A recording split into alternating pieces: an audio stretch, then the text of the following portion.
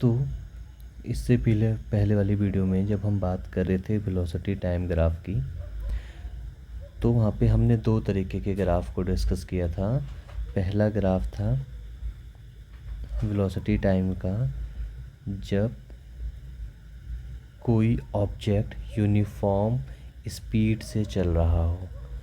ठीक है, तो पहला जो ग्राफ हमने बनाया था वो बनाया था यूनिफॉर्म मोशन के लिए या यूनिफॉर्म स्पीड के लिए किसी ऑब्जेक्ट का। तो जब कोई ऑब्जेक्ट यूनिफॉर्म स्पीड से चल रहा होता है तो जो उसका ग्राफ बनता है वो किस तरीके का बनता है, ये हम लास्ट वीडियो में ऑलरेडी डिस्कस कर चुके हैं।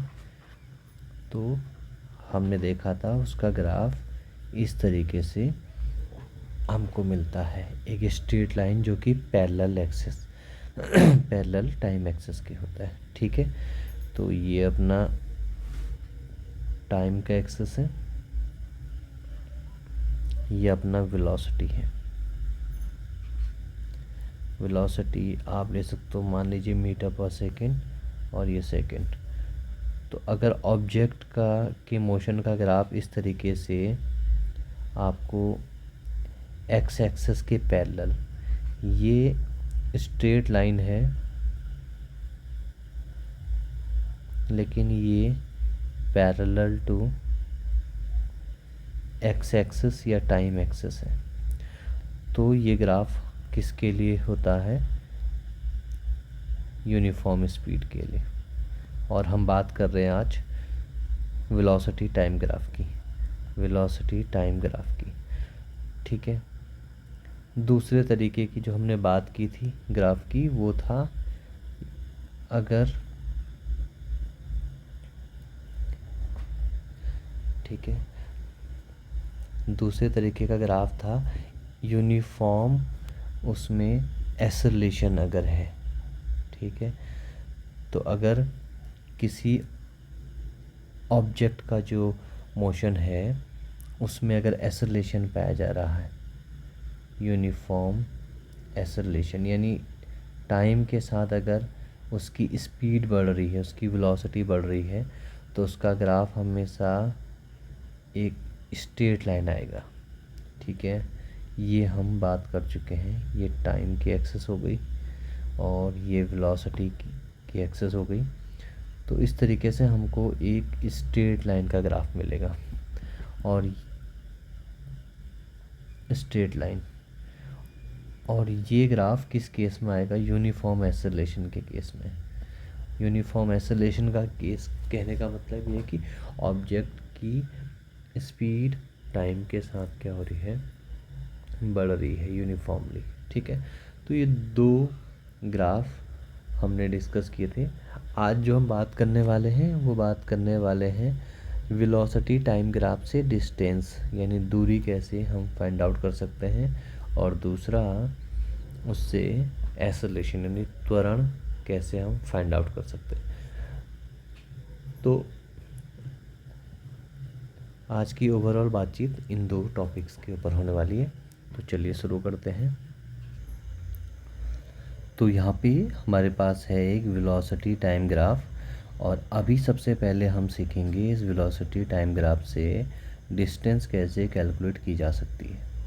ठीक है, लेट्स सपोज आप एक कार है जो एक स्ट्रेट लाइन पाथ पे मूव कर रही है और उसकी वेलोसिटी क्या है, यूनिफॉर्म है ना।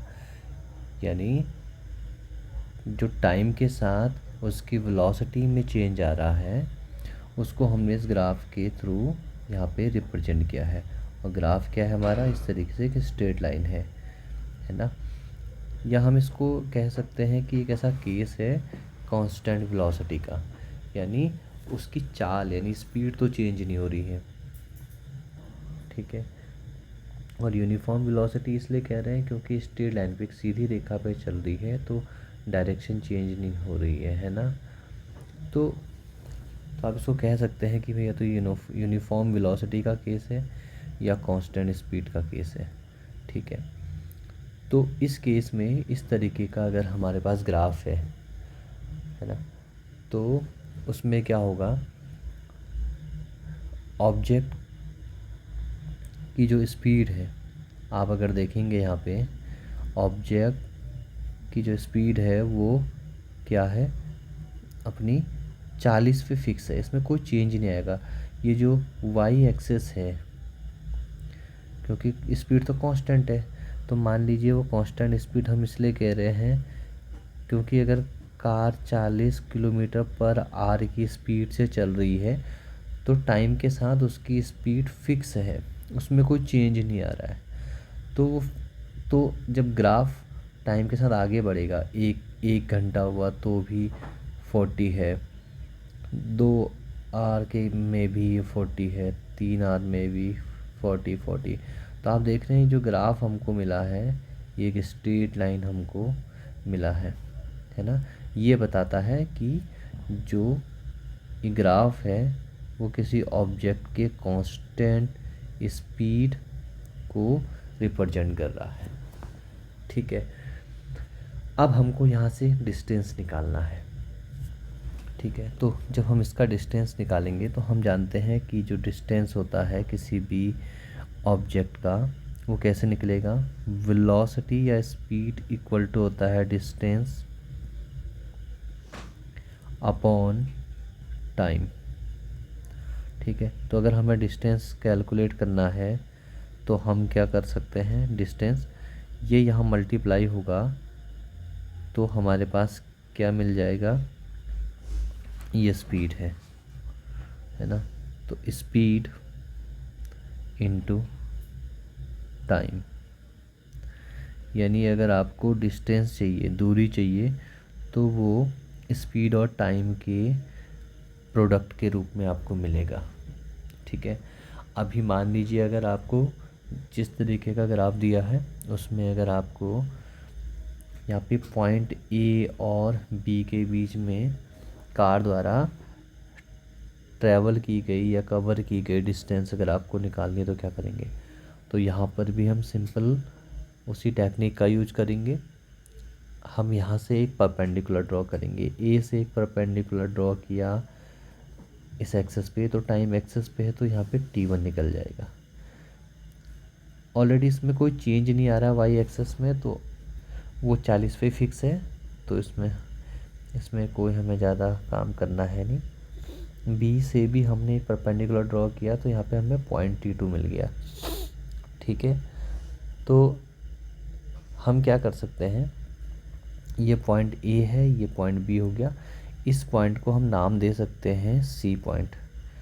तो यहाँ पे t1 पे हमको पॉइंट मिल गया सी, और यहाँ पे हमको हम यहाँ पे लिख सकते हैं डी।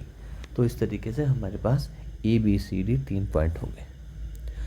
तो यहाँ पे आप देखेंगे कि जब भी हमको वेलोसिटी टाइम ग्राफ से डिस्टेंस निकालना है ना, तो हमको क्या करना है, हमको उसके एरिया द्वारा, है ना, जो भी एरिया कवर हुआ है ग्राफ के अंदर उसके थ्रू हम डिस्टेंस हमको कैलकुलेट हो जाएगी।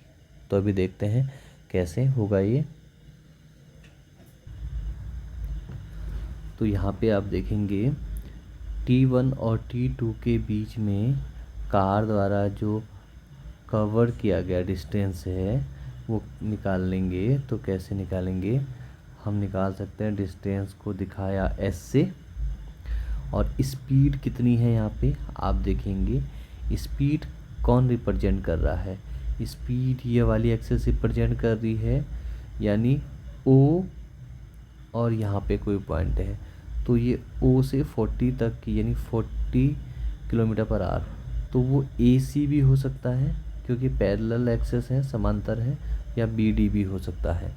तो क्या मैं इसको ऐसा लिख सकता हूँ, स्पीड कितना हो जाएगा, स्पीड है 40, यानी O और 40, यानी वो ये है A और C पैरेलल एक्सेस, तो AC इंटू टाइम, टाइम कितना है t1 और t2, तो t2 माइनस t1 कितना है CD के बराबर, है ना। तो AC है अपना हो जाएगा 40 kilometre per hour into C D कितना हो जाएगा, सी डी को हमने कहा है T2 माइनस T1 और ये हो जाएगा आर। आर से आर कैंसिल हो गया तो हमारे पास ये कितना मिल रहा है 40 इंटू T2 माइनस T1, ठीक है। और ये आया किलोमीटर पीछे, क्योंकि आर से आर कैंसिल हो गया। तो आप देख सकते हैं ये जो चीज़ है ये क्या है, 40 इंटू T2 माइनस T1, ये है हमारे पास इस रेक्टेंगल का एरिया। ये जो कवर्ड एरिया आपको दिख रहा है, इनक्लोज्ड एरिया ABCD के बीच में, ये इस शेडेड पार्ट का एरिया है। तो हम इसे लिख सकते हैं एरिया ऑफ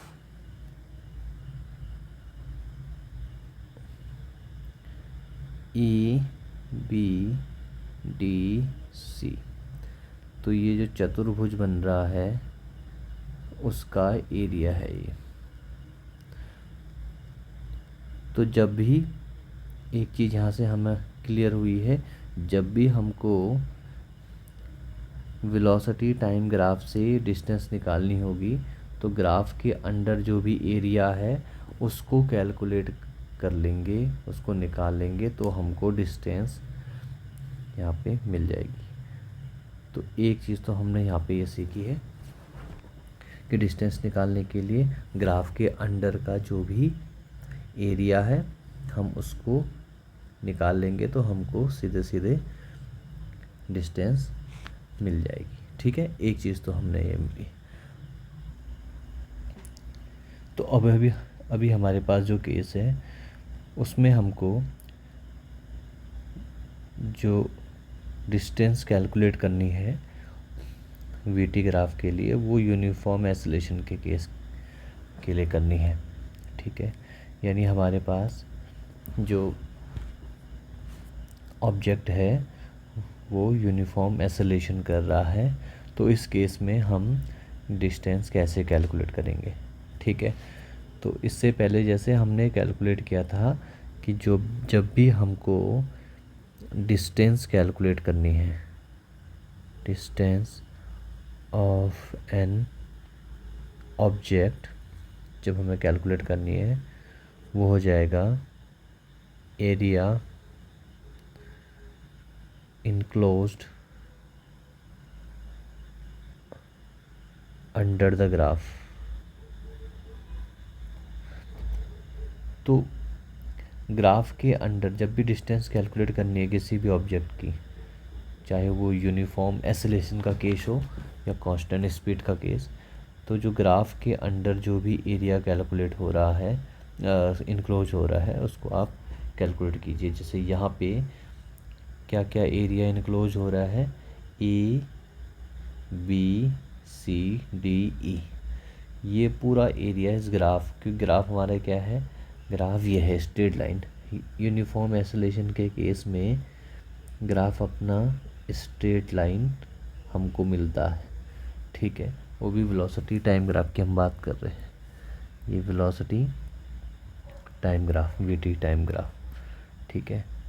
तो अभी यहाँ देखिए क्या क्या, अभी इस प्रॉब्लम को, इस तरीके की प्रॉब्लम को सॉल्व करने के लिए हम क्या करते हैं, हम कह सकते हैं area enclosed under the graph, तो हम कह सकते हैं एरिया ऑफ, या एरिया, हाँ ठीक है, ABCDE, ठीक है, ABCDE। अब ये जो जिस तरीके का शेप हमको मिल रहा है यहाँ पे हम कह सकते हैं, एक तो है, पहला तो अपना एक रेक्टेंगल है और दूसरा शेप ये है ट्रायंगल का। तो ये जो पहला है ये तो अपना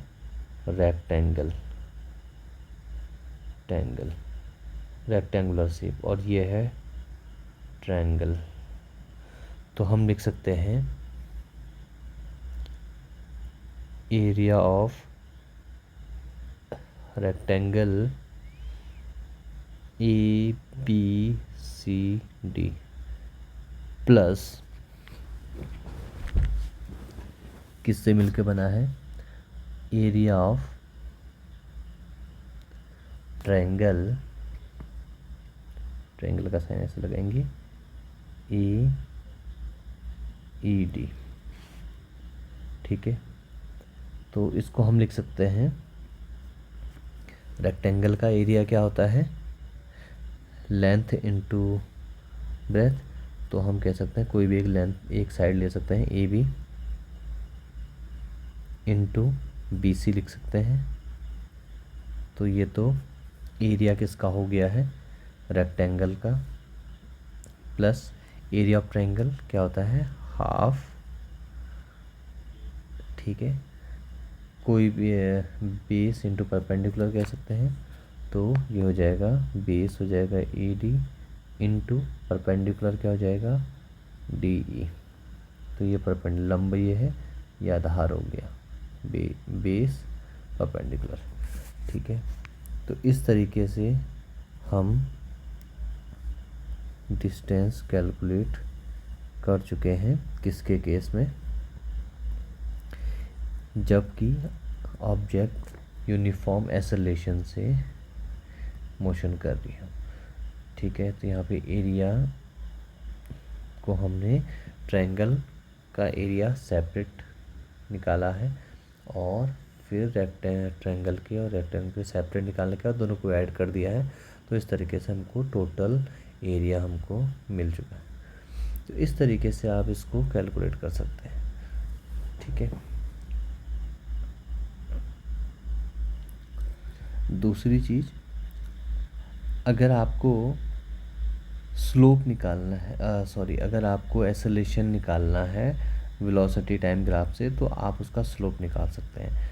तो एक सिंपल तरीका हम यहाँ पे समझ सकते हैं कि जब भी हमारे पास ग्राफ हो, कौन सा, एक्स-टी ग्राफ हो, डिस्टेंस टाइम ग्राफ हो, तो अगर हम स्लोप निकालें, है ना, तो हमको वेलोसिटी या स्पीड मिल जाएगा। ठीक है, और अगर हमारे पास वी टी ग्राफ है, वेलोसिटी या स्पीड टाइम ग्राफ है, उसका अगर हम एरिया निकालें, area enclose under the graph, अगर हम वो निकालें, तो हमको डिस्टेंस या डिस्प्लेसमेंट, दूरी या विस्थापन मिल जाएगा। और अगर हम वीटी ग्राफ का ही स्लोप निकालें, ठीक है, जैसा हमने इस वाले केस में किया था, तो हमको एक्सेलरेशन मिल जाएगा। एक्सेलरेशन का मतलब त्वरण हमको मिल जाएगा। तो इस तरीके से हम चीज़ों को समझ सकते हैं कि एक्स-टी ग्राफ के केस में स्लोप निकालेंगे, वेलोसिटी हम कैलकुलेट कर सकते हैं, और वी-टी ग्राफ के केस में, वेग समय के ग्राफ में, अगर हम एरिया इनक्लोज निकाल लें ग्राफ के अंदर, तो हम डिस्टेंस या डिस्प्लेसमेंट फाइंड आउट कर सकते हैं ऑब्जेक्ट का, और अगर स्लोप हम निकाल लें तो हम एक्सेलरेशन निकाल सकते हैं। तो ये कुछ तरीके थे, आसान से तरीके, जिनकी मदद से हम ग्राफ का एनालिसिस करते हैं। ग्राफ के थ्रू हम फर्दर और चीज़ें निकाल सकते हैं। आगे आने वाले वीडियोस में हम बात कर रहे होंगे कि जो वेलोसिटी टाइम ग्राफ है, उनसे इक्वेशन ऑफ मोशन को किस तरीके से डेराइव किया जाता है, वो काफ़ी ज़रूरी है ना। तो आज के वीडियो में बस इतना ही, मिलते हैं नेक्स्ट वीडियो में, और उसमें कुछ और इम्पोर्टेंट कॉन्सेप्ट्स को लेके बात करेंगे, और कुछ न्यूमेरिकल्स को लेके। तो मिलते हैं नेक्स्ट वीडियो में, तब तक के लिए बाय बाय।